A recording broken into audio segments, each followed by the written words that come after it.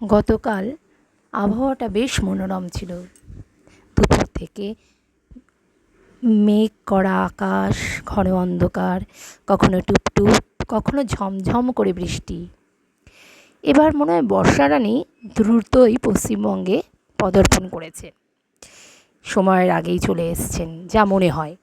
যাই হোক, রাতের দিকে ভাবছি কী রাঁধা যায়, তখন হঠাৎ করে মনে হলো বৃষ্টি হলেই তো শুধু খিচুড়ি, পাঁপড় ভাজা, ডিম ভাজা, বেগুন ভাজা, কিন্তু আজকে এইসবের বাইরেও একটু কিছু করা যাক।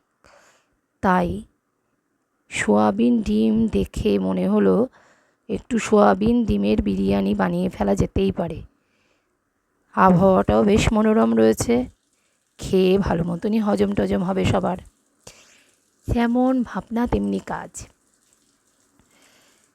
রাত 9টা নাগাদ কোমর বেঁধে লেগে পড়লাম ডিম আলু সোয়াবিনের বিরিয়ানি বানানোর জন্য। তৈরিও করলাম, সবাই খেয়ে বেশ ভালোই বলল, খারাপ বললো না, বেশ টেস্টি। তার সঙ্গে একটু